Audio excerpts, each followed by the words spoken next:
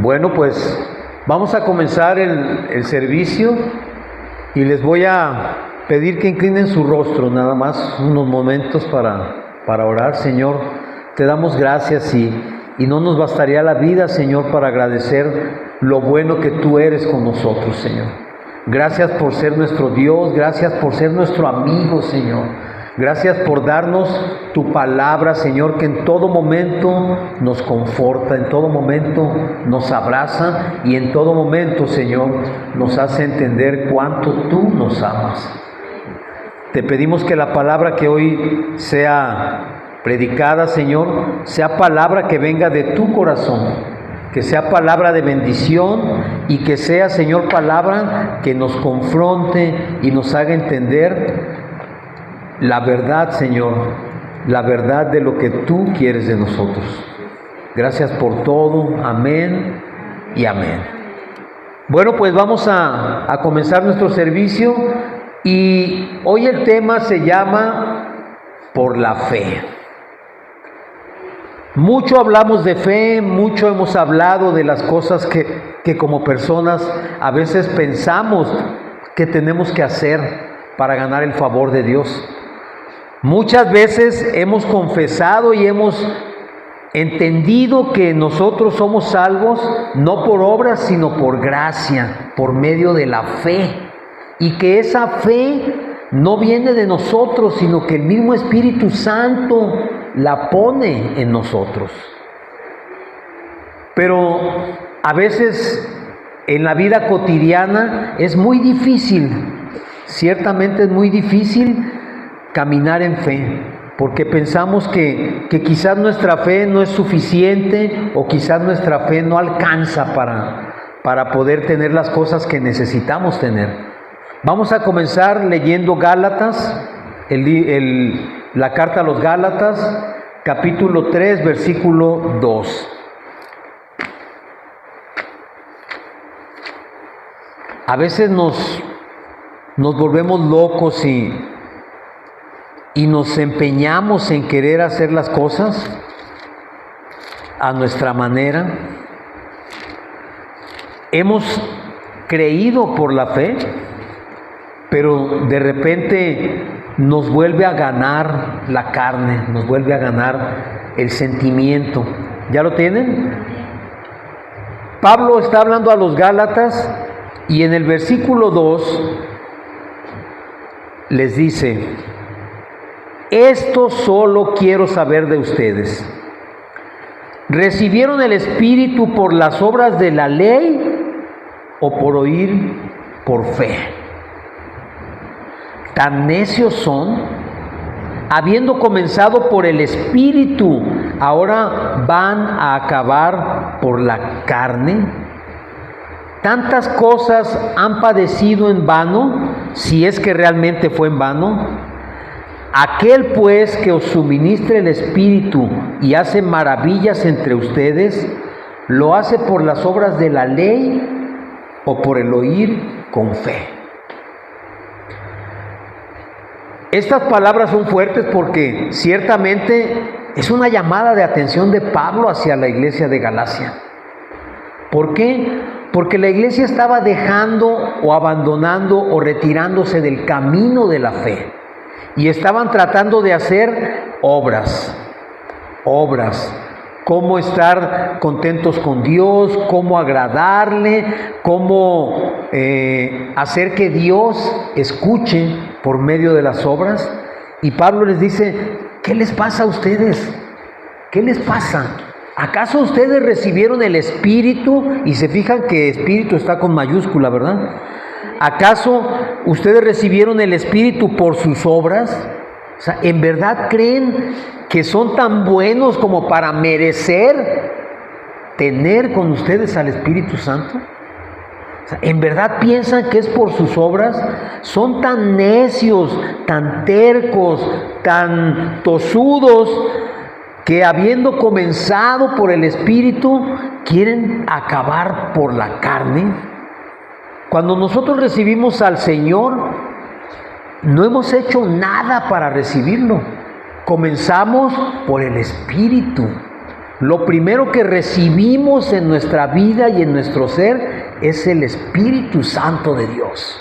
Antes de haber hecho nada, absolutamente nada. Y entonces Pablo les dice, ya se les olvidó eso y ahora quieren ustedes justificarse por las obras, por la carne. O sea, quieren ganar un favor que ya de antemano está con ustedes. A veces, mi hermano, así nos comportamos. Y Pablo dice, tantas cosas han pasado y todo va a ser en vano. No sé tú, pero la mayoría de los que hemos recibido al Señor, ciertamente hemos pasado por infinidad de cosas, infinidad de pruebas, infinidad de situaciones, pero de repente se nos olvida. Por eso dice Pablo, entonces todo lo que pasaron es en vano. ¿No se dan cuenta que todo lo que pasaron fue precisamente porque ustedes necesitaban atravesar esas situaciones para afianzarse en la fe? Entonces fue en vano. Si no sirvió de nada, pues entonces, pues ahora sí que no sabemos lo que vamos a hacer, ¿verdad?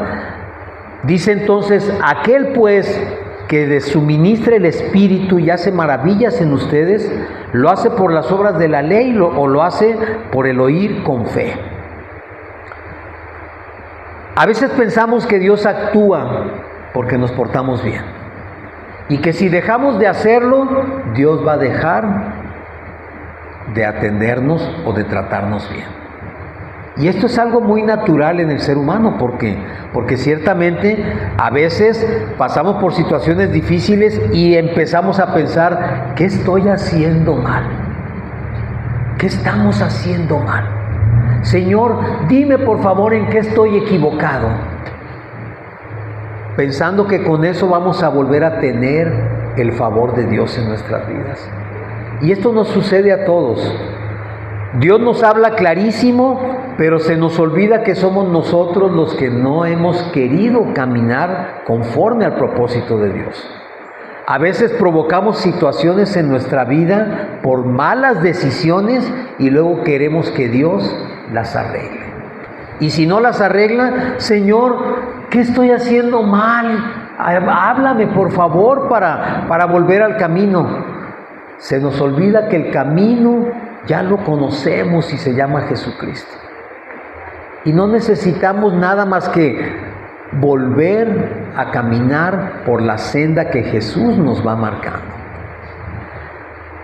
Y cuando estaba yo leyendo esto, el Señor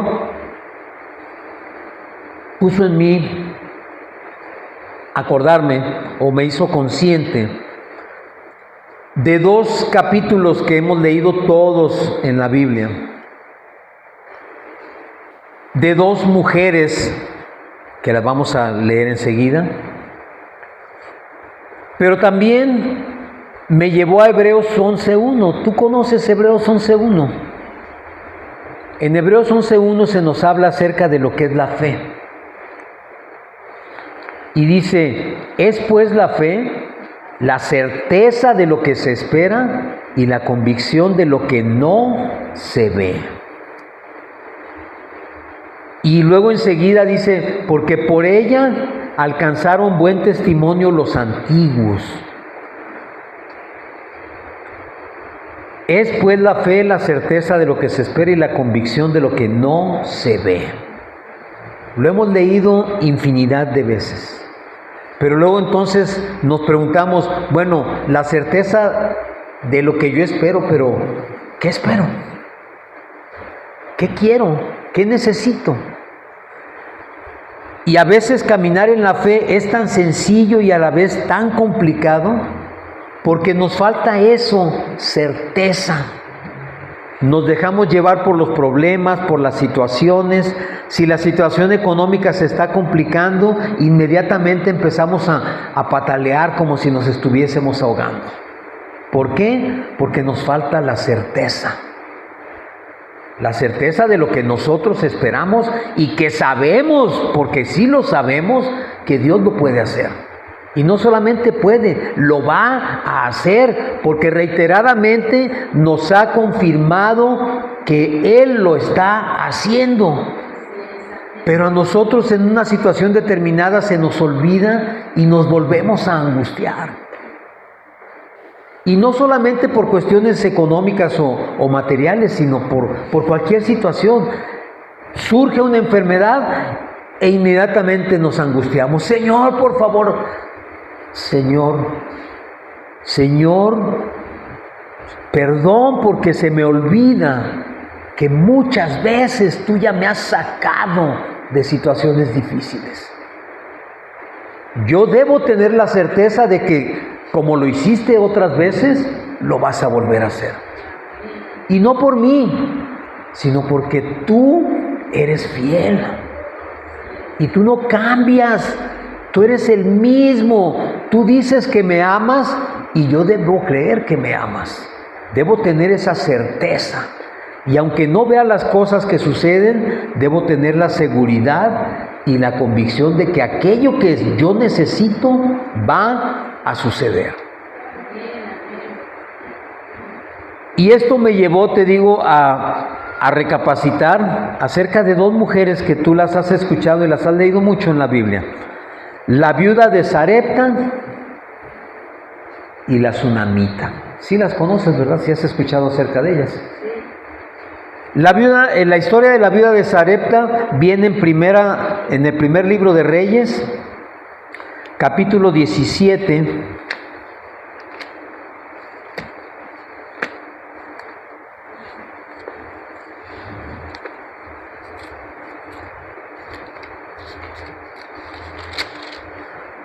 Versículos del 8 al 24. ¿Ya lo tienes? La viuda de Sarepta tiene que ver con Elías. Y la mujer tsunamita tiene que ver con Eliseo. Elías, tú sabes, fue un profeta muy usado por el Señor. Y su sucesor, a quien el Señor dejó en lugar de Elías, fue Eliseo. La historia de la tsunamita tiene que ver con Eliseo. Dos profetas tremendamente utilizados por Dios. Y en primer libro de Reyes, capítulo 17, versículo 8 dice: vino luego a él palabra de Jehová diciendo, es decir, Dios le habla a Elías: levántate, vete a Sarepta de Sidón y mora allí. He aquí, yo he dado orden allí a una mujer viuda que te sustente. Entonces él se levantó y se fue a Sarepta. Y cuando llegó a la puerta de la ciudad, he aquí una mujer viuda que estaba allí recogiendo leña, y él la llamó y le dijo: te ruego que me traigas un poco de agua en un vaso para que beba.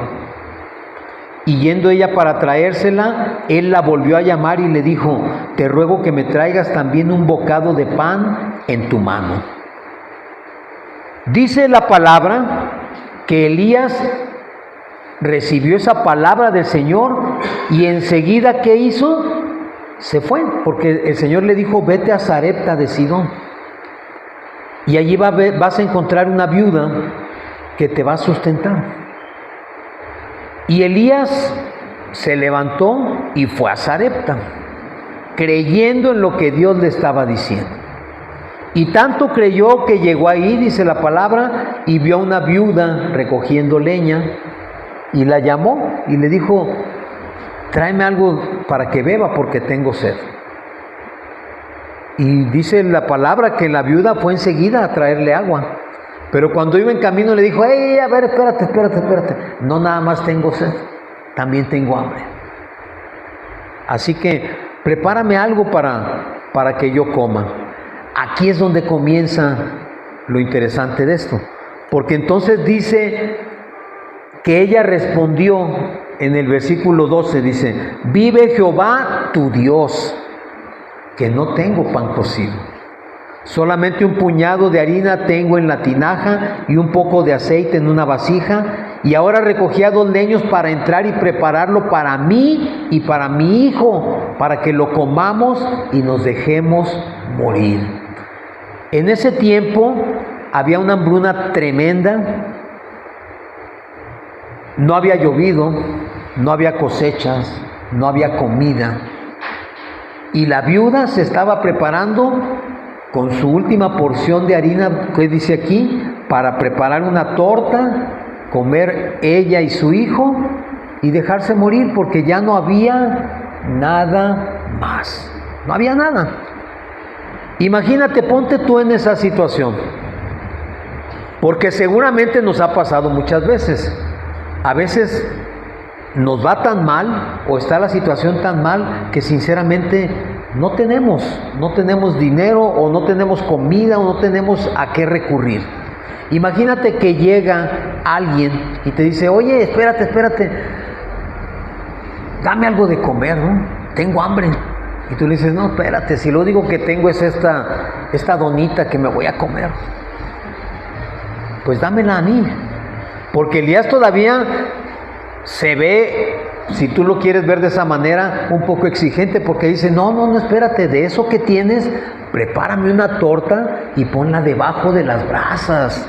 O sea, no arriba porque no se vaya a dorar mucho y se cosa rápido, no, abajito para que se cueza lentamente y quede una torta sabrosa. Porque a mí, así me gustan a mí. Imagínate tú que fueras esa viuda y le dirías, oye, espérate, estás llegando a pedirme de comer, te digo que nada más tengo esto, y todavía te pones exigente y me dices que la quieres así debajito de las brasas. Como cuando asamos la carne, ¿verdad? Que esperamos que el fuego baje para que se cosa lentamente y quede jugosa. Así, igual Elías, todavía le dice, la quiero que me la prepares así. Cuando ella le dice, es que no tengo más, dame primero de comer a mí. Pero fíjate qué tremendo está esto, porque esta mujer vive en Sarepta de Sidón, es decir, no es una mujer judía. De hecho, cuando le dice, vive Jehová tu Dios, no le dice mi Dios, le dice tu Dios. Es decir, ese Dios en el que tú crees debería saber cómo me está yendo, ¿verdad? Debería saber que estoy mal. Debería saber que no tengo más que este puñado de harina y que ya nos vamos a morir.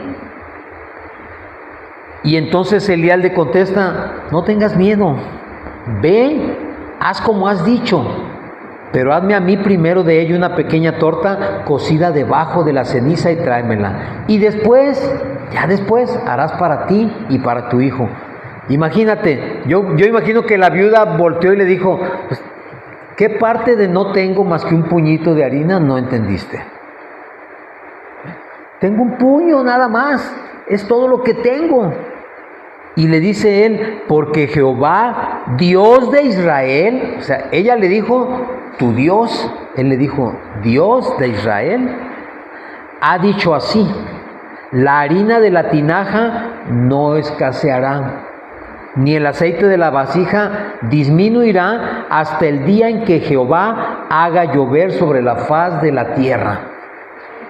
Le estaba diciendo Elías, tú no te preocupes, mi Dios, que es Dios de Israel y que puede ser tu Dios también, me ha dicho que tú me traigas eso porque a ti no te va a faltar qué comer. ¿Y qué sucede? La historia la conocemos, la mujer va y prepara la torta para Elías. Es decir, bastó que Elías le dijera lo que Dios había dicho que sucedería y ella creyó. Ella creyó, porque fue e hizo lo que Elías le dijo. Y muchas veces nosotros cuando estamos en situaciones parecidas o desesperadas, no reaccionamos de esa manera. Al contrario, no, espérate, ¿cómo quieres que te dé lo único que traigo para el camión? ¿Cómo quieres que te dé lo único que tengo para comer? ¿Cómo quieres que te dé si además tú andas pidiendo dinero y ni trabajas? A mí me llegó a suceder, ¿eh? Jóvenes que me pedían dinero y yo les llegué a decir, espérame, jovencito, si yo estoy para que tú me des a mí, no tú a mí, no yo a ti. Yo ya estoy viejo, tú estás joven y no quieres trabajar. Pero Elías iba enviado de parte del Señor. Y de hecho, la fe que entró en la mujer, en esta mujer de Sarepta, fue porque el Espíritu Santo puso en su corazón que ese hombre era un varón de Dios. Y ella decidió obedecerle y hacer lo que él le estaba pidiendo, creyendo en lo que estaba profetizando. Y dice la palabra que efectivamente la harina no escaseó, el aceite no se acabó y ellos pudieron sobrevivir todo el tiempo que duró la sequía. Pero después dice que la palabra que el hijo de esta viuda enfermó y entonces se murió. Dice en el versículo 17, después de estas cosas aconteció que cayó enfermo el hijo del ama de la casa y la enfermedad fue tan grave que no quedó en el aliento. Y ella le dijo a Elías, ¿qué tengo yo contigo, varón de Dios? ¿Has venido a mí para traer a memoria mis iniquidades y para hacer morir a mi hijo? Imagínate la situación, o sea, ok, ya no escaseó la harina, hubo suficiente todo el tiempo, pero se muere su hijo. Entonces ella le reclama y le dice, espérame, me estás diciendo primero que Dios me va a bendecir, que no falte alimento, y en vez de la bendición viene la muerte de mi hijo. O sea, ¿qué Dios es tu Dios?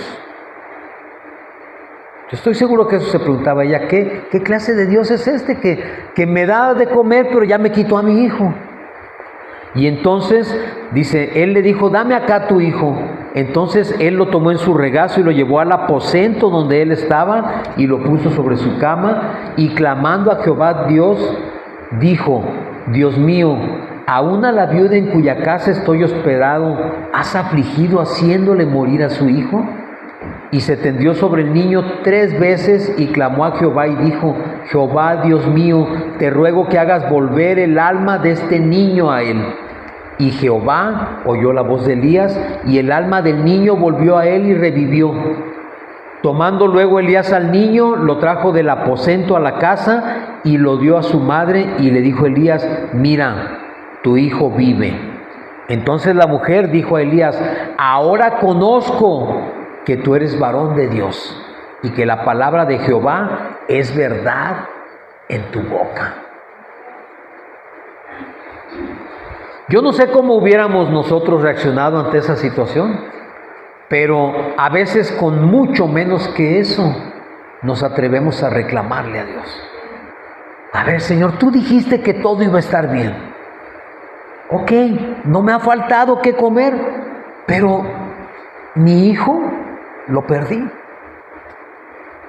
No necesariamente muerto físicamente, quizás lo estamos perdiendo de otra forma, con una enfermedad, con una situación personal, con cualquier situación que se presente.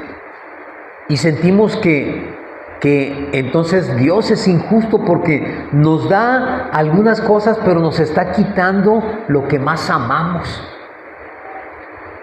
Así lo podemos sentir. Primero nos pide lo que no tenemos. Ok, ya me convencí que tú vas a seguir proveyendo, te doy lo poquito que tengo. Cumples, pero ahora ¿por qué te ensañas en mi hijo? Si ya lo tenía yo aquí, ¿por qué me lo quitas? Así pensamos muchas veces. ¿Por qué me lo quitas? Pero cuando Elías le devuelve a su hijo vivo, entonces ella dice, ahora conozco que tú eres varón de Dios. Es decir, ella reconoció que por medio de Elías Dios estaba manifestándose para cumplir su promesa y para mostrar su carácter fiel y para que ella le conociera y le reconociera como su Dios. Es decir, puso fe en su corazón para poder hacer algo pues muy difícil, porque creo que a cualquiera de nosotros nos hubiera igual doblado o nos hubiera vencido una situación así. No sé si ustedes, bueno, yo creo que sí, porque a mí me ha tocado también estar en una situación antes de conocer del Señor, donde mi hijo mayor estuvo a punto de morirse a los 7 días de nacer.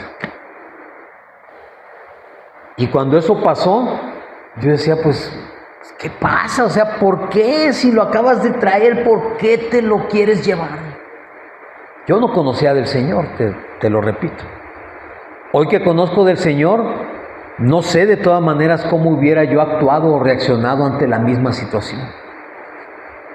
Ciertamente, a veces pensamos que es fácil hablar, pero no sé si hubiera tenido la entereza yo también para mantener esa fe y decir, Señor, yo sé que tú lo vas a sanar, que lo vas a rescatar. Pero hoy que ya lo conocemos bien, podemos decir, yo sé, Señor, que está en tus manos. Y que conforme a tu palabra y a tu propósito, tú lo vas a rescatar. Y en el otro caso del que les hablaba, de la mujer tsunamita, no hablamos de una mujer pobre. La historia de la mujer tsunamita está en el segundo libro de Reyes, capítulo 4, versículos 8 en adelante. Y aquí nos habla, les digo, de Eliseo, 4:8. Aquí no nos habla de una mujer pobre como era la viuda, ni una mujer sola. Nos habla de una mujer que vivía en Sunem, que tenía su marido y era una mujer rica, que tenía dinero. Dice entonces que Eliseo pasaba por allí y esta mujer le insistía en que se quedara en su casa. Dice, aconteció también que un día pasaba Eliseo por Sunem y había allí una mujer importante que le invitaba insistentemente a que comiese, y cuando él pasaba por allí venía a la casa de ella a comer. Y ella le dijo a su marido, he aquí ahora yo entiendo que que siempre pasa por nuestra casa es varón santo de Dios. Fíjate bien qué diferente la situación. Aquí sobraba el dinero, pero Dios puso en el corazón de esta mujer reconocer en Eliseo a un varón de Dios. Y por cuanto reconoció que era un varón de Dios, le pidió al marido, dice, yo te ruego que hagamos un pequeño aposento de paredes y pongamos allí cama, mesa, silla y candelero, para que cuando él viniere a nosotros se quede en él. Y aconteció que un día vino él por allí y se quedó en aquel aposento y allí durmió. Dice, entonces dijo a Giezi su criado, llama a esta tsunamita. Y cuando la llamó, vino ella delante de él. Dijo él entonces a Giezi, dile, he aquí tú has estado solícita por nosotros con todo este esmero. ¿Qué quieres que haga por ti?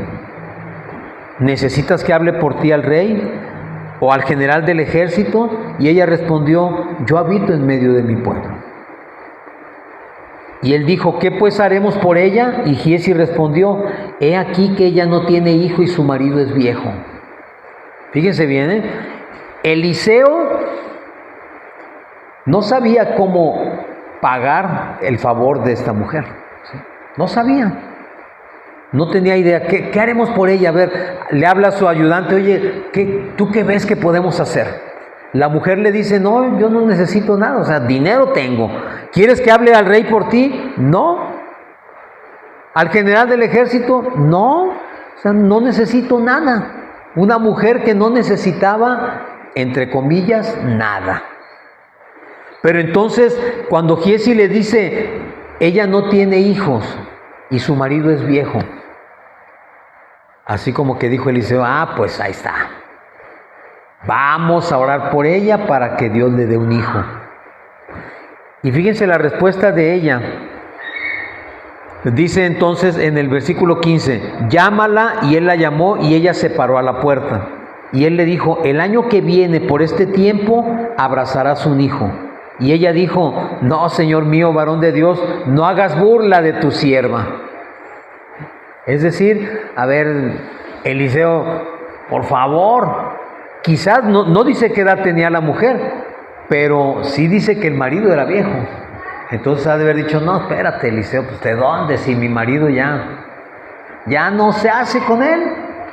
No te burles de mí porque quizás, parafraseando, se siente feo que me digas algo que no se va a poder. Sin embargo, dice que la mujer concibió y dio a luz a un hijo al año siguiente. Y dice que el niño creció y que un día fue a trabajar con su padre y se empezó a sentir mal. Y cuando se sintió mal, dice que le dijo a su padre en el versículo 19, ¡ay, mi cabeza, mi cabeza! Y el padre dijo a un criado, llévalo a su madre. Es decir, llévatelo a la casa para que su madre lo cuide. Y habiéndole él tomado y traído a su madre, estuvo sentado en sus rodillas hasta el mediodía y murió.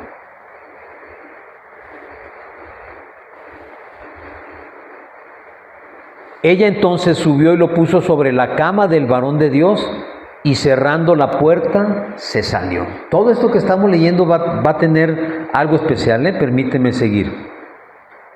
Llamando luego a su marido le dijo, te ruego que envíes conmigo a alguno de los criados y una de las asnas para que yo vaya corriendo al varón de Dios y regrese. Entonces el marido le dijo, ¿para qué vas a verle? No es nueva luna ni día de reposo. Y ella respondió, paz.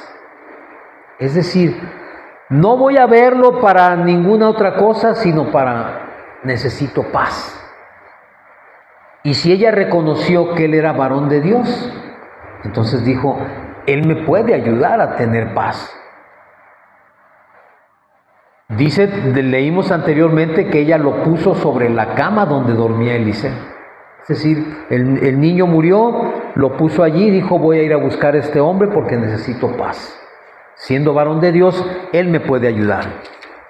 Y entonces dice que mandó este marido a su criado, y cuando llegaron al monte donde estaba Eliseo, Eliseo la vio y mandó a Giezi a encontrarla al camino para preguntarle qué pasaba, si estaban bien ella y su marido. Y ella dijo, bien.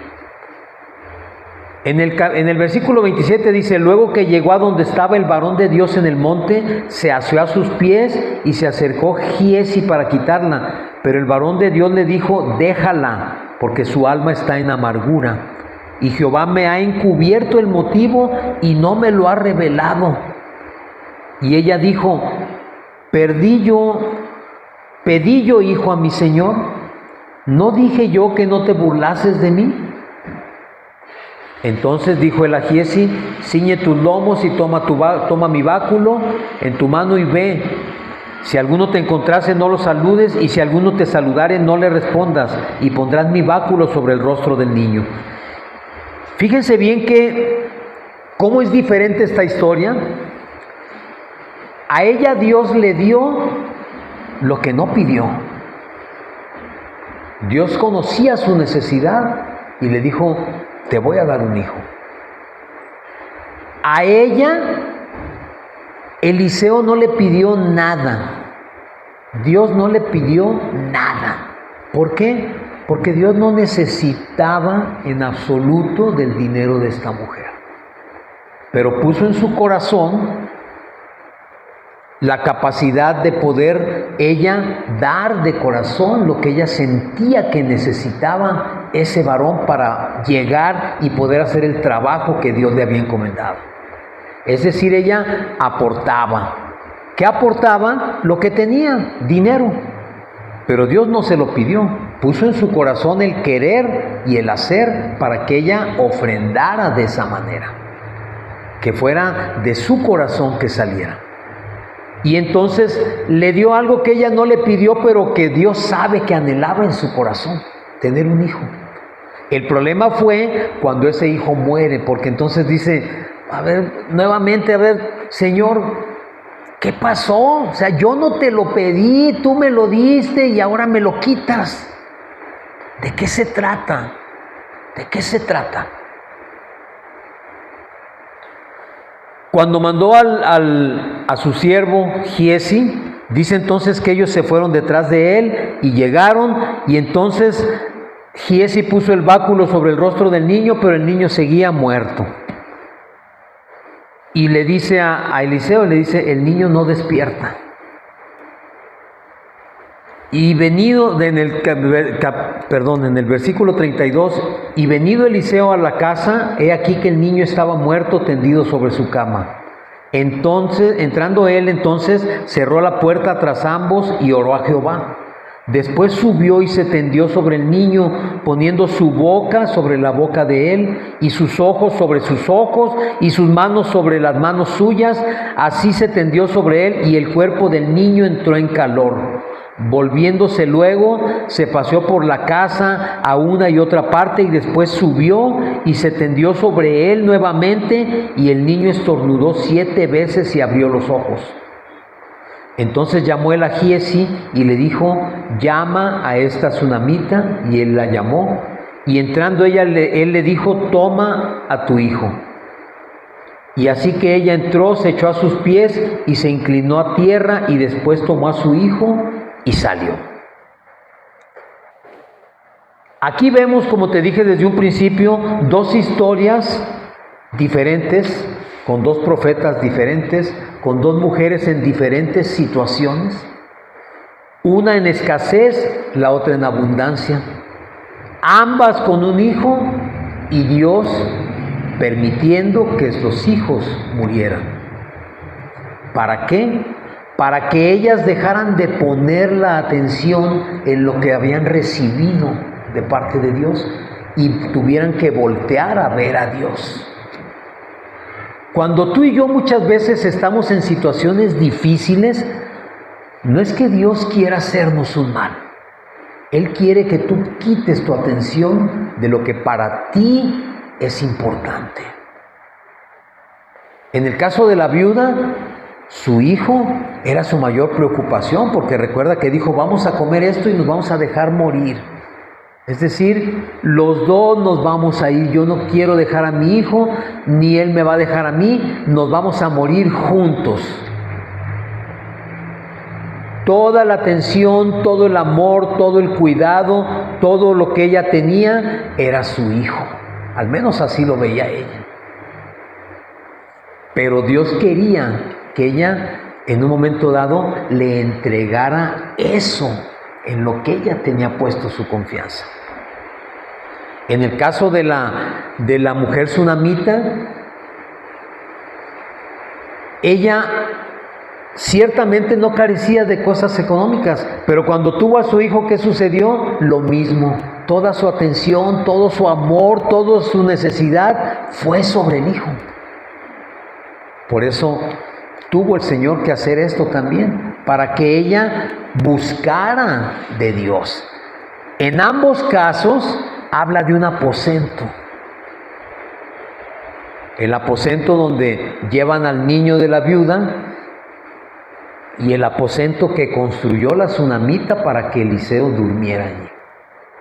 ¿Qué es un aposento? Es un lugar apartado y exclusivo, o digamos dedicado a. Los profetas representan la presencia de Dios, ambos, Elías y Eliseo. Dios manifiesta su presencia, Dios regala su presencia, pero está en un lugar dedicado, en un aposento. Dios quiere que tú seas ese aposento. A Dios no le interesa ni tu dinero, ni lo que tú consideras una carencia o necesidad. Él quiere que tú construyas ese aposento en tu corazón y lo pongas a Él allí. Le permitas a Él estar allí. Porque allí es donde Él se va a manifestar. A la tsunamita no le importó cuánto gastó en hacer ese cuartito, por decirlo así, para Eliseo. A ella no le importó. Ella dijo, este es un varón de Dios y merece un lugar apartado. Es decir, en Él está la presencia de Dios y yo la quiero aquí. Quiero que habite aquí, en mi casa, en un lugar dedicado a Él. Sin embargo, Dios hizo a ambas viudas, a la viuda y a la tsunamita. Oh, ya se apagó esto. Perdón. Acá está la pila.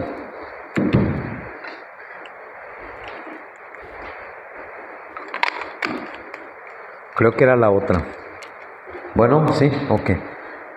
Dios permitió que ambas mujeres pasaran por esa situación porque, como te digo, Él quería que ellas nuevamente le buscaran en ese lugar apartado y dedicado.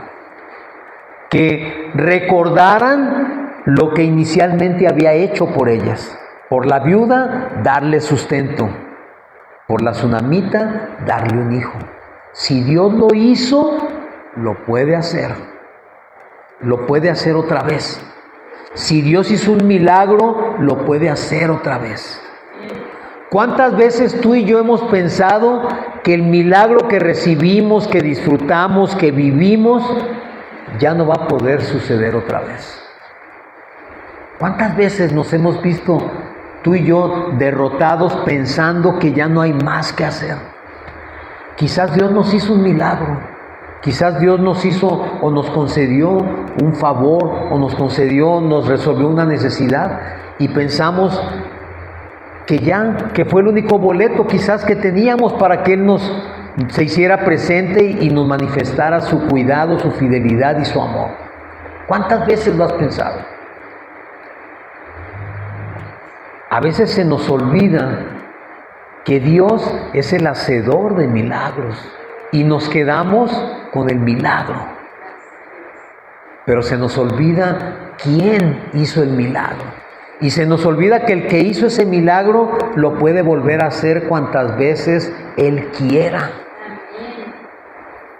Que Dios no es un Dios limitado, ni es un Dios de una oportunidad, es Dios de muchas oportunidades. Y a veces nos olvidamos de esto y ciertamente le reclamamos, como le reclamó la viuda y le reclamó la mujer perdón, se me fue, la mujer tsunamita, ¿sí? Perdón. Ambas reclamaron, ¿por qué? O sea, ¿por qué me lo haces? La mujer tsunamita le dice, ¿por qué te burlas de mí? O sea, si yo no te lo pedí, tú me lo diste. Y la viuda seguramente pensó, prefiero morirme de hambre que ver morir a mi hijo.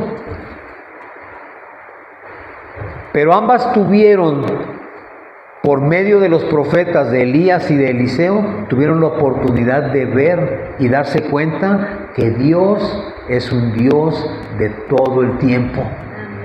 Que Dios es un Dios poderoso. Que Dios es un Dios que escucha. Que Dios es un Dios que quiere tu atención. Que no quiere que lo busques nada más cuando tienes una necesidad. Que Él quiere que lo busques todo el tiempo. Y que los hijos, porque todos los que estamos aquí tenemos hijos, que los hijos que nos ha dado,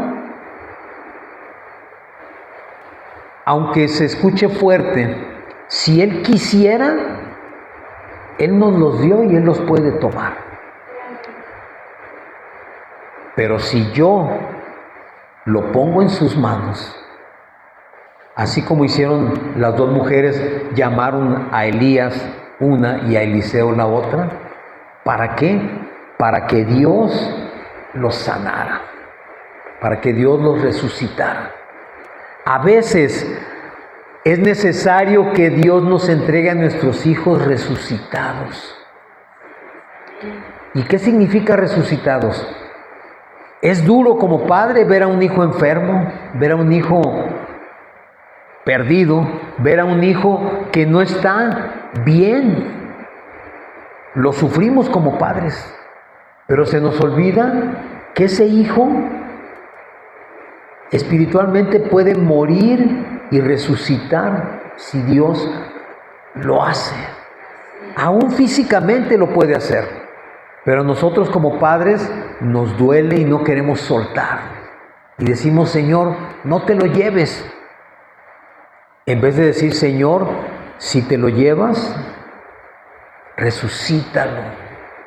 Permite que vuelvan a nacer. Y a veces es lo que necesitamos. Tú y yo sabemos que para poder tener salvación necesitamos nacer de nuevo. Y a veces es necesario en lo espiritual y en lo físico nacer de nuevo.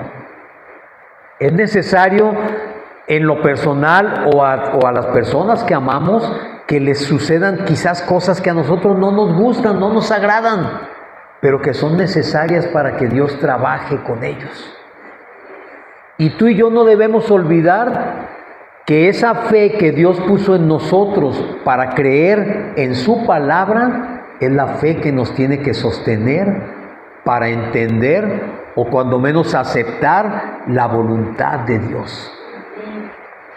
Aceptar lo que Él está haciendo y dejarlo y tomarlo como bueno y perfecto, aunque nos duela muchas veces. ¿Qué es lo que tenemos que hacer? Preparar ese aposento en nuestro corazón para que Dios venga aquí a habitar. Para que Dios venga aquí a hacer lo que Él es, ser Dios en nuestras vidas. Y dejemos a un lado nuestras necesidades, nuestros problemas, nuestras tribulaciones, nuestras preocupaciones, las dejemos a un lado y entendamos que lo único que tenemos que mirar es a Dios. Y entender y aceptar su voluntad, cualquiera que sea. A veces, como a Job, nos tendrá que quitar todo. ¿Para qué? Para que nosotros volteemos arriba, volteemos a buscarlo y entendamos que Él es la fuente de todo. Y que con Él, aunque pasemos por cualquier situación, vamos a poder librarla porque Él está con nosotros. En Hebreos 11:6, empezamos leyendo Hebreos 11:1, ¿recuerdan? En Hebreos 11:6 dice: porque sin fe es imposible agradar a Dios.